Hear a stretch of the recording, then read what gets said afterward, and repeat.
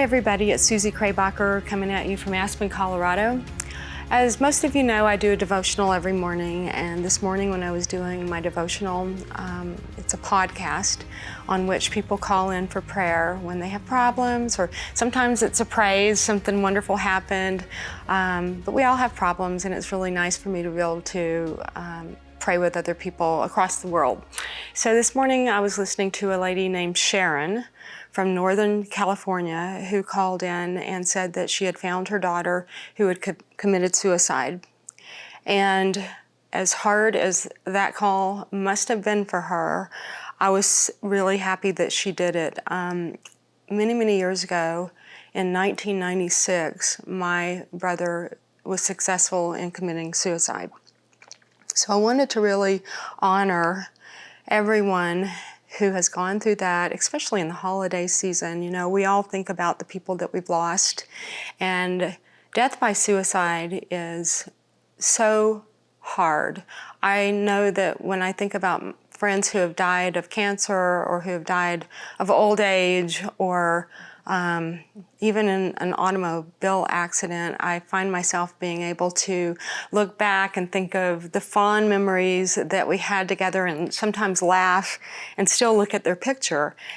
But it's now over 2 decades and I still have so much trouble thinking fondly about my memories with my brother Mark.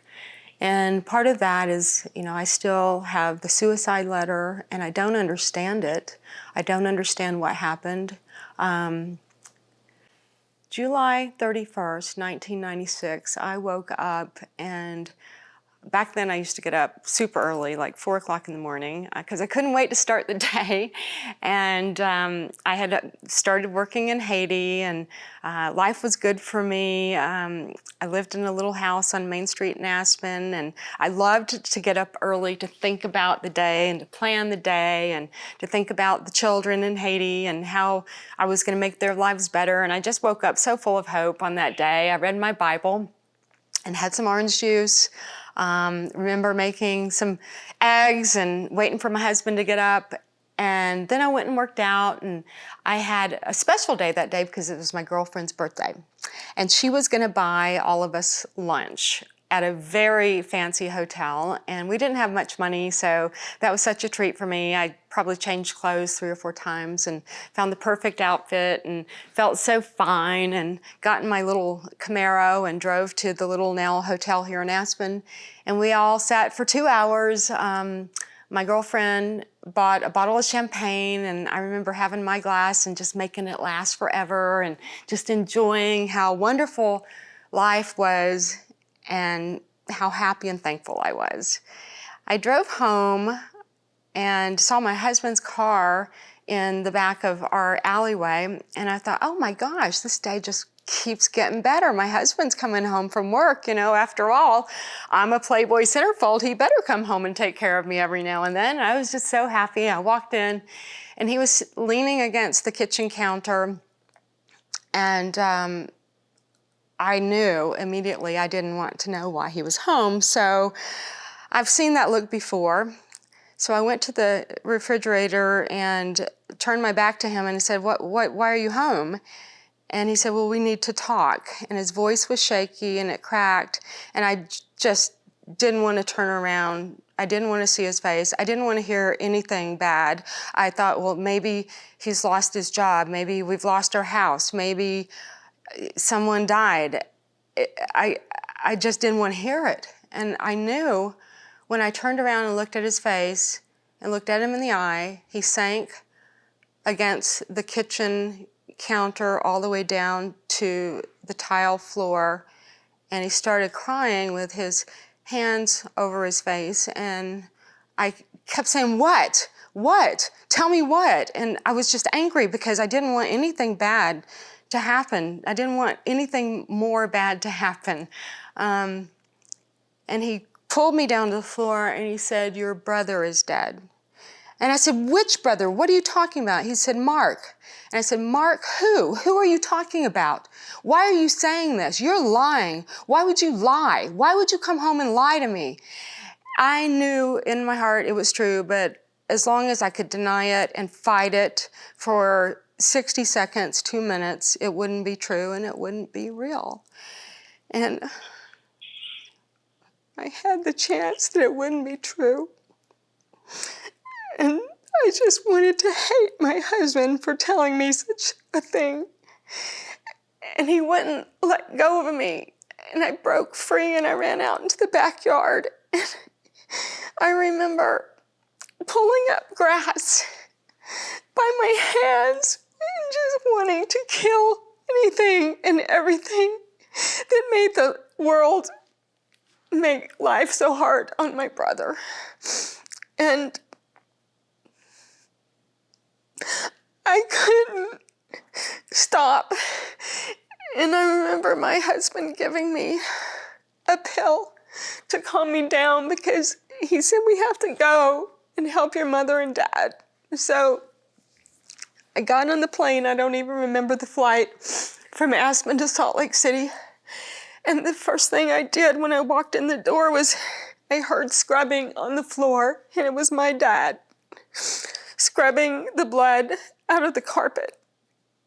And the first thing I did was run to my dad and tell him to stop it, stop it. He didn't know that my brother had AIDS, and my dad was a carpenter, so he had cuts all over his hands, and I didn't want him to get AIDS, but I also didn't want to tell him. I just got him to get up, and I took the towel out of his hand and said, you can't do that. Please don't do that. And then I told him Mark had AIDS. And then he told me how he had found Mark that morning. And apparently my brother had gotten up to go to work that morning. He put on a suit and a tie, and he had a slice of cake. And then he took a gun and he shot himself in the heart. I don't understand that.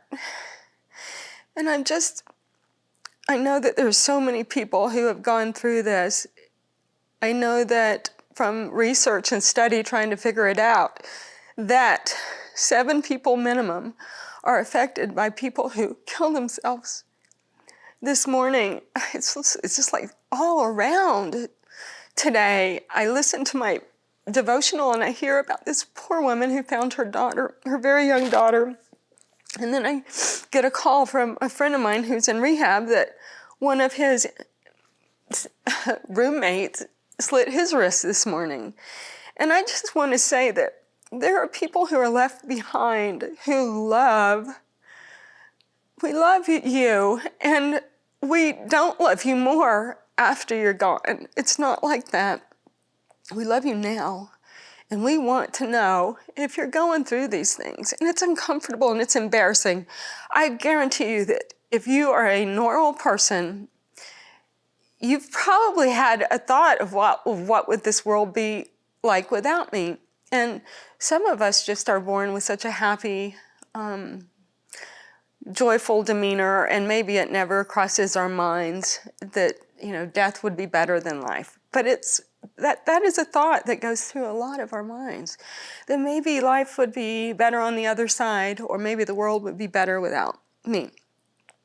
My brother's suicide note led me to believe that he actually thought that we would be better off without him because of his illness and his sadness. He was the nicest man on the planet. He helped me start Haiti Children.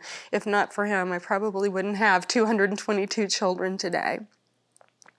But I wonder what life would have been like if he had stayed. I know what it would have been like for me. I would probably have a lot more children than I've saved because I really needed him. We may not think that people need us, but they need to see our face, and they need to hear our voice for a very long time. And there is nothing in comparison to buying a casket for somebody that you love who died too soon because they were in so much pain. Nothing like that. I just hope that you'll forget the audacity and the embarrassment that it might take you to pick up the phone and say, "Dadgummit, I need you. I'm falling through the cracks here. I need some of your time. Will you sit with me? I'm going to cry, and you might feel uncomfortable, but I need you today, and I can't wait." And don't expect that your family or your friends or your kids are going to be able to be the professional help that you need, and you need it. I've gotten professional help when I'm sad. There's no shame in that, and there should be no stigma to this. I don't know why there's so much stigma to the fact that people sometimes think that life is just too hard. Please, please reach out to someone if you need them. It's too hard to be left behind. Thank you, and if you enjoyed this, that's the wrong word, if this blog helped you, then please reach out and comment and talk. You know, I really appreciate the community on this, a very hard day for me. Thank you. God bless.